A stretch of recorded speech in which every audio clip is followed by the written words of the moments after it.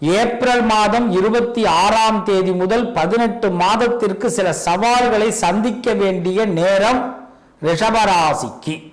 பாடி என்னங்க இப்படி பயமுறுத்துறிய அப்படின்னு தானே கேட்குறீங்க. தமிழ் வருஷம் விசுவாசு வருஷம், வசு வருஷம், சித்திரை மாதம் 13ஆம் தேதி சனிக்கிழமை ராகு கேது பெயர்ச்சி நடைபெறுது. இதுவரைக்கும் இருந்த ராகு பகவான் மீனத்திலிருந்து கும்பத்திற்கும், கேது பகவான் கன்னிராசியிலிருந்து சிம்மராசிக்கும் பிரவேசம் அடைகிறார்கள். ஆன்டி கிளாக் வைஸில் இந்த கிரகங்கள் பெயர்ச்சி அடையுது. இந்த பெயர்ச்சி நமக்கு நிறைய சவால்களை எதிர்கொள்வதற்காக உருவாக்கக்கூடிய பெயர்ச்சி. இந்த பெயர்ச்சியில் நம்ம ரொம்ப திடமாக சில விஷயங்களை எதிர்கொள்ள வேண்டிய கட்டாயம் ஏற்படும். ரிஷபராசிக்காரர்களுக்கு கட்டாயம்ங்கிறது ஒன்றும் பெரிய விஷயமே இல்லை. எல்லா கட்டத்தையுமே தாண்டி வரக்கூடியவங்க ரிஷபராசிக்காரர்கள். கட்டம்லாம் எங்களுக்கு சும்மா ஐயா இப்படி நினைக்கக்கூடியவர்கள் இந்த ரிஷபராசிக்காரர்கள். அவங்களுக்கே கட்டம் கட்டக்கூடிய நேரமா இப்ப இந்த ராகு கேது கொண்டு வர. இந்த ராகுவால் நன்மையா கேதுவால் நன்மையா? எத்தனை பர்சன்டேஜ்? 50-50. என்னங்க எங்களுக்குமா? ஆமா, 50க்கு 50, 50-50. அப்ப 50% லாபம் இருக்கப்பா. அதை வச்சு மீதி 50 நம்ம தக்க வச்சுக்கலாம்ல. முடியும், முடியாதது என்ன இருக்கு? அப்படிப்பட்ட ராகு பகவான் எத்தனாம் இடத்துக்கு வரார்? ரிஷபராசியிலிருந்து கவுண்ட் பண்ணீங்கன்னா ராகு உங்களுக்கு 10வது வீட்டுக்கு வருகிறார். 10th place. நல்லா தெரிஞ்சுக்கிங்க. 10வது இடத்துல 2 லாபம் இருக்கு. ஒன்று பொருளாதாரத்தில், அதே மாதிரி தொழில்ல, 2 விஷயத்திலையும் நம்மளுடைய எண்ணம் மேலோங்கும். பொருளாதாரத்தை உயர்த்தணுங்கிற எண்ணம் மேலோங்கும். ரிஷபராசிக்காரர்களுக்கு 10வது வீட்டுக்கு ராகு வர்றதுனால பொருளாதாரத்தை உயர்த்தணும். எப்படியாவது என்ன நான் பண்றணும், என்ன அடகு வச்சாலும் பரவாயில்ல சார் அப்படின்னு பொருளாதாரத்தை உயர்த்துறதுக்கு யோசிக்க தோணும். தொழிலை மேம்படுத்தணும். அது பிசினஸா இருக்கட்டும், வேலை பார்க்குற இடமா இருக்கட்டும், மேம்படுத்தணுங்கிற எண்ணம் ஏற்படும்.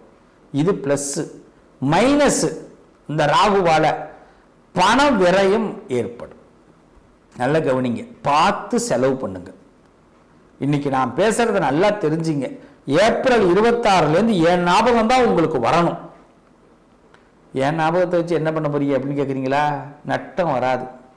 அந்த ஐயா சொல்லியிருக்கிறார்ல, இவ்வளோதான் எடுத்துக்கணும், வேற ஒன்றுமே இல்லை. அந்த ஐயா சொல்லிக்கிறார்ல, நமக்கு இந்த லாட்ரி வேண்டாம், நம்ம சூதாட்டம் வேண்டாம், ஈஸியாக கிடைக்கிற சப்போர்ட்டு வேண்டாம், நம்மளை பேருக்கு கைத்தற்றவனை நம்பக்கூடாது. 1 ரூபா செலவு பண்ணாலும் 9 தடவை யோசிங்க, தப்பு இல்லை. எப்படி? 1 ரூபா செலவு பண்ணாலும் 9 தடவை யோசிங்க. 1 தடவை இல்லை, 9 தடவை யோசிச்சா பிளான் மாறும். ஆனால் 1 தடவை யோசிச்சோம்னா பிளான் மாறாது, 2 தடவை யோசிச்சா பிளான் மாறாது. ஏன்னா நமக்கு என்னன்னா லாபம் வர மாதிரி அப்படி தெரியும். ஏன்னா இந்த பக்கத்தில் சனி குரு வேற ஏப்ரல் என்ன பண்றாரு, உங்களுக்கு நல்லா சப்போர்ட்டிங்காக வரப்போறாரு. கண்டிப்பாக வீட்டில் இப்போ ஒரு கல்யாணம் பண்ணுறோம், வீடு கட்டுறோம், பணம் விரயம் தானே ஆகும். வீடு கட்டும் போது என்ன பண்ணுவீங்க? நீங்கள் ஒரு 20 ரூபாய்க்கு டைல்ஸ் போடலாம்னு நினைக்கிறீங்க. வெறும் 20 ரூபா, 20 rupees ஒரு டைல்ஸ்னு வச்சுப்போம். இதுக்கெல்லாம் கிடைக்குதான்னு தெரில.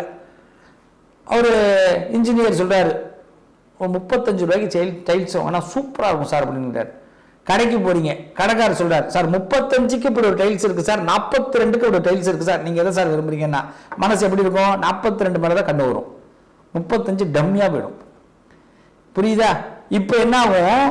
விரயம் உறுதி. நம்ம திங்கிங்கே 20 தான். இன்ஜினியர் 35 போட்டாரு, கடைக்காரர் 42 போட்டாரு, வேலை முடிஞ்சு போச்சா? இது மாதிரி விரயம் ஏற்படும். ரிஷபராசிக்காரர்கள் நல்லா கேட்டுங்க. அதுவும் கட்சியில் இருக்கிறவங்க, சங்கத்தில் இருக்கிறவங்க, இந்த குடும்பத்துக்கு தெரியாம செலவு பண்றவங்க, ஆம்பளையா இருக்கட்டும் பொம்பளையா இருக்கட்டும், நல்லா தெரிஞ்சுக்கிங்க. தயவு செய்து காசை பட்ஜெட்டை ஓப்பன் டாக்ல வச்சுக்கிங்க. இல்லைன்னா நிறைய இழப்பதற்கு வாய்ப்பு உண்டு. எல்லாம் கௌரவம் தான். எது இருக்குன்னே தெரியாம செலவு பண்ணுவோம். சாதாரண ஒரு ஹோட்டலில் போனோம்னா 40 ரூபாய்க்கு சாப்பிட்டு வந்துடலாம். பெரிய ஹோட்டலுக்கு போனால் 40 ரூபாய் ஜிஎஸ்டியே கொடுக்குற மாதிரி இருக்கும். ஆனால் கௌரவம் என்ன பண்ணும்? வாங்க அந்த ஹோட்டலுக்கு போவோம். இந்த 18 மாசத்துக்கு அதெல்லாம் வேண்டாம். பண விரயம் எந்த ரூபத்தில் வரும்னு தெரியாது. ஏன்னா கஷ்டப்பட்டு சம்பாதிக்கிறீங்க. இந்த 18 மாசம் கொஞ்சம் அப்படி இப்படி தான் இருக்கும் வாழ்க்கை. நம்ம என்ன பண்ணலாம்? ஏன்னா சனி குரு சாதகமா இருக்கும் போது ராகு என்ன பண்றாரு? பண விரயத்தை கொடுக்க தயாராகிறாரு. அவர் கௌரவத்தின் அடிப்படையில் பண விரயத்தை கொடுக்க போறாரு. நம்ம இன்னும் சொல்ல போனா யாராவது கவர்மெண்ட் வேலை வாங்குறேன், இல்ல படிக்கிறதுக்காக செலவு, வெளிநாடு போறதுக்காக செலவு, எக்ஸ்ட்ரா இவரு கேட்டாரு, அவரு கேட்டாரு, சோறு கேட்டாரு, இதுக்கெல்லாம் எதுவும் செலவு பண்ணாதீங்க, நம்பி பண்ணாதீங்க. விரயம். கல்யாணத்துக்கு பண்றதுக்கே நான் இவ்வளவு யோசிக்கிறேன். கல்யாணம் பண்ணணும்னாலே ஒரு மண்டபம் 40,000 ரூபாயில மண்டபம் இருக்கான்னு பார்க்கணும். 80,000 தான் இருக்குன்னா கோயிலில் கல்யாணம் பண்ணலாம், தப்பு இல்லை. ஏன்னா விரயம் எப்படி வேணாலும் போகும். அதை கடன் வாங்கி தானே பண்ண போறோம். நம்ம என்ன கையிருப்பா வச்சுக்கிட்டு இருக்கிறோம்? இந்த பேங்க்லேருந்து எடுத்துப்போம், அந்த பேங்க்லேருந்து எடுத்து போகணும். ஆக இந்த விரயங்கள் வரும். இதுல என்னன்னா சில பகை வரும். நல்ல கவனிங்க ரிஷபராசிக்காரர்களே, உங்க குடும்பத்துக்குள்ள சில பகை வரும். ஏன்னா நீங்க ஒண்ணு இருக்குன்னு சொல்லிட்டு இல்லைன்னா பகை வந்துடும். அதுக்கு ஆரம்பத்திலே இல்லைன்னு போட்டுட்டே இருக்கலாம்.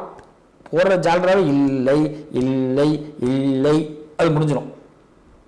சேராமம் சேராமம் அப்படி முடிஞ்சிடும்.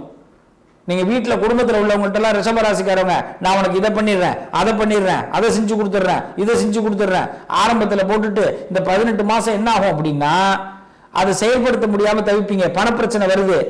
அப்ப இந்த குடும்பத்தில் உள்ளவங்களுக்கு நீங்க எதிர்ப்பாயிடுவீங்க. உங்க ஆபீஸில் உள்ளவங்களுக்கு நீங்க எதிர்ப்பாயிடுவீங்க. நல்லா தெரிஞ்சுங்க. அப்ப வாய விடும் போது பார்த்து வாய விடுங்க. எதுவாக இருந்தாலும் முன்னாள் முதலமைச்சர், தமிழகத்துடைய கல்வி தந்தை காமராஜர் ஒரு வார்த்தை சொல்வாராம். நான் கேள்விப்பட்டிருக்கேன், பார்த்ததில்லை.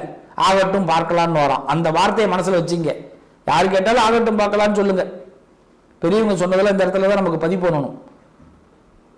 அப்படிப்பட்ட கல்வி தந்தையுடைய வார்த்தையை நம்ம இன்னைக்கு பிரயோகம் பண்ணணும். அப்பயாவது அவர் ஞாபகம் நமக்கு இருக்கணும். ஆகட்டும் பார்க்கலாம் அப்படின்னா என்ன? முடிஞ்சா அந்த விஷயத்தை செய்ய போறோம், முடியலன்னா இல்லைன்ற போறோம். நான் கண்டிப்பா செய்கிறேன், 100% செய்கிறேன், உறுதிமொழி எடுக்கிறேன் அப்படின்னா அவன் திரும்பி கேட்பான். அதுல பகை வந்துடும். நீ இன்னைக்கு சொன்னீங்க, ஏன் செய்யல?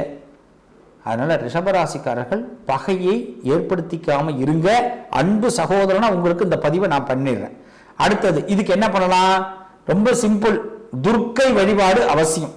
துர்கா மந்திரத்தை சொல்லுங்கள். ரிஷபராசிக்காரர்கள் நீங்க ஓஹோன்னு வருவீங்க. அடுத்தது கேது பகவான். இந்த கேது பகவான் பாருங்க, சும்மா இல்லை, 4வது இடத்துக்கு வரார். இந்த ஆளு 10வது இடம். வீக் பாயிண்ட் ஒரு மனுஷனுக்கு பணம் தான், பதவி தான், அதுல தான் வராரு ராகு. இந்த ஆளு 4வது இடத்துக்கு வரார். இந்த 4வது இடங்கிறது தாயார் ஸ்தானம். அப்ப அம்மா வழி உறவுகள், அம்மாவுடைய உடல் நலங்கள், இதுல எல்லாம் கொஞ்சம் கவனமா இருக்கணும் ரிஷபராசிக்காரர்கள்.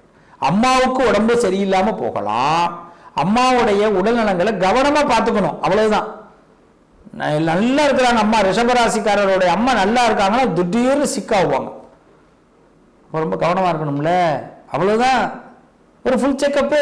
வேற என்ன? ரிஷபராசிக்காரர்கள் ஃபுல் செக்கப் எடுத்துக்கணும். அவங்க அம்மா எடுத்துக்கிட்டா போதும். அதுக்கு ரிஷபராசிக்காரர்கள் ஃபுல் செக்கப் எடுத்துக்கணும். ஏன்னா அவங்க அம்மா குணமாகணும்னா இவர் நல்லா இருந்தால் அம்மா பார்த்துக்கலாம். ஸோ உடல் ரீதியாக ரிஷபராசிக்காரர்கள் கவனமாக இருக்கணும். நான் எப்படி சொல்றேன் பார்த்தீங்களா? அம்மாவை குணப்படுத்த இவர் குணமா இருக்கணும். அப்ப இவரும் உடம்புல கவனமா இருக்கணும். நீங்க ஆணாக இருக்கட்டும் பெண்ணாக இருக்கட்டும், ரிஷபராசிக்காரர்கள் உடல் ரீதியாக கவனமா இருங்க. புது வியாதிகள் வர வாய்ப்பு உண்டு. அதனாலதான் என்னன்னா, நமக்கு என்ன ஆகாரமோ அந்த ஸ்பெஷல் ஐட்டம்லாம் வேண்டாம். ஒரு ஹோட்டலுக்கே போனோம்னா இங்க என்ன ஸ்பெஷல் அது வேண்டாம். உங்க மைண்ட்ல ஒன்று ஏத்திங்க. நம்ம வீட்டு சாப்பிட்றதுக்கு ஹோட்டலுக்கு போறோம், சுவைக்கு போகல அப்படின்னு 18 மாசத்துக்கு முடிவு பண்ணிடுங்க ரிஷபராசிக்காரர்களே. எங்கேயுமே செலவு பண்றதுனாலும் சரிதான், அத்தியாவசிய அவசிய செலவு பண்ணுங்க. வியாதி வருவதற்கான வாய்ப்பு இருக்கு. நம்மள எப்ப வியாதி வருது? நாம ஒரு விஷயத்தை கண்டுக்காம போகும்போது வியாதி வருது. நமக்கு லிவர் இருக்குங்கிறான், லங்ஸ் இருக்குங்கிறான், கிட்னி இருக்குங்கிறான், சட்டினி இருக்குங்கிறான், எல்லா நீயும் இருக்கு. ஏதாவது ஒன்றை பத்தி நம்ம கவலைப்படுறோமா? நாம நம்மளை பத்தியே கவலைப்படுறது இல்லை. அப்புறம் இதெல்லாம் எங்க இருக்குன்னு யாருக்கு தெரியும்? நமக்கு எல்லாம் தெரிஞ்சது கை, காலு, மூக்கு, வாய் தான் தெரியுது. அப்படித்தானே தெரியுது. நீங்க நினைச்சு பாருங்க, எதிராளி ஒருத்தனை பார்க்கும்போது கிட்னி, சட்டினி எல்லாத்தையும் நினைச்சு பாருங்க. நம்ம வாழவே பிடிக்காது.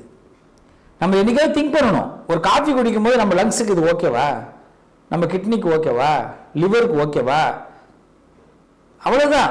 சாப்பிடும் போது இது ஓகேவா, இதை நீங்க இப்போ ஓகேவான்னு அதற்கிட்ட மைண்டு கிட்ட டெஸ்ட் பண்ணிட்டு தான் நீங்க உள்ள அனுப்பணும். இல்லைன்னா நீங்க டெஸ்ட் பண்ணாம உள்ள அனுப்பினா ஃபெயிலியர் ஆகும். இப்போ புரியுதா? இந்த கேது 4ஆம் இடத்துக்கு வரார். ரொம்ப முக்கியம் என்னன்னா, பந்துக்கள்கிட்ட ரொம்ப அந்யோன்யமா நீங்க பழகணும். பந்துக்கள்னா சொந்தக்காரன். எப்பயுமே தெரிஞ்சுங்க, தீபாவளியிலே எல்லாருக்கும் பிடிச்ச வெடி எது சொல்லுங்க? சரவெடி. புஷ்வானம், இந்த 2 தான் எல்லாருக்குமே ரொம்ப பிடிக்கும். அதிகமாக செலவு பண்ணுறது அதுக்கு தான் பண்ணுவோம். ஏன் சொல்லுங்க? அது மாதிரி தான் சொந்தக்காரனும். வெடிச்சானா 10 நிமிஷத்தில் வெடிச்சு தள்ளிட்டு போயிடுவான். அவ்வளோ குப்பை இருக்கும் அந்த இடத்துல. அது அழுறதுக்கு 2 நாள் ஆகும். நம்ம ஒன்று வைக்கிற வெடிக்கும், அவன் வச்ச வெடிக்கும் வேலை முடிஞ்சு போடும். அது மாதிரி ஒரு வானம் விடுவான், புஷ்வானம் விட்டான்னா முடிஞ்சிடும். வெளிச்சமும் இருக்கும், பவரும் இருக்கும். அப்போ சொந்தக்காரன்ட்ட ரொம்ப கவனமாக இருக்கணும். ரிஷபராசிக்காரர்கள் ரொம்ப கவனமாக இருக்கணும். முக்கியமாக விரோதத்தை வளர்த்துக்க கூடாது. எவ்வளோ ஒரு ஒன்று நல்லா தெரிஞ்சுங்க. எல்லாத்துக்குமே ஒரு பெரியவர்கள் எல்லாம் ஒரு இடம் சொல்லியிருக்கிறாங்க. இந்தந்த இடத்துல இதை வை, இடத்த மாற்றி வைக்காதுன்னுவாங்க. வாசலில் போடுறதுலேருந்து வீட்டுக்குள்ளே போடுறதுலேருந்து எல்லாத்தையும் ஒவ்வொரு இடம் இருக்கும். ஒரு டவல் இருக்குன்னா டவல் எங்கே வைக்கணும்? டவல் ஸ்டாண்ட், கீ ஸ்டாண்ட், கீக்கு ஒரு ஸ்டாண்ட் இருக்கும் இல்லையா? இப்படி தானே உண்டு. கீ ஸ்டாண்டை கொண்டு போய் டவல் இடத்துலையும், டவல் ஸ்டாண்டில் கொண்டு போய் டவலை வந்து கீ ஸ்டாண்ட்லையும் மாட்ட முடியுமா? இவ்வளவுதான். யார் யாரை எங்கெங்க வைக்கணும் அப்படிங்கிறத ரிஷபராசிக்காரர்கள் தெளிவாக வச்சுக்கணும். இல்லைன்னா விரயம் தான். அவன் சொன்னா இவன் சொன்னா இழுத்து விட்டுக்காதீங்க. ஓப்பனா சொல்லிட்டு ராகுக்கு எது உங்களுக்கு சப்போர்ட் இல்லை. 50% தான் உங்களுக்கு சப்போர்ட். அதுவும் நீங்க பண்ற செயலால தான் இருக்கு. 100% நமக்கு டவுன்ல நிக்குது. அப்ப இதை நான் சொன்னதை தெளிவா கேட்டீங்கன்னா நட்டமே வராது. 100% லாபம் வரும். நான் பேசுனதை 2 தடவை போட்டு கேட்கணும். அப்போதான் 100% லாபம். இந்த கேது நம்மளுடைய மனக்கட்டுப்பாடுக்குள்ள கொண்டு வரதுக்கு சிவ வழிபாடு அதிகமா பண்ணுங்க. பந்துக்கள் கிட்ட ரொம்ப கவனமா இருங்க. உடம்புல கவனமா இருங்க. பணத்தை செலவு பண்ணும்போது 4 தடவை யோசிங்க. யாருக்கிட்டையும் பேசும்போது அத்தியாவசியம் இல்லாம பேசாதீங்க. அவசியம் இல்லாம பேசாதீங்க. அத்தியாவசியமா வேண்டாம். இதை மட்டும் ஃபாலோ பண்ணுங்க. ரிஷபராசிக்காரர்களுக்கு ராகு கேது பயிற்சி நிச்சயம் சவால்களை சந்திக்க முடியும்.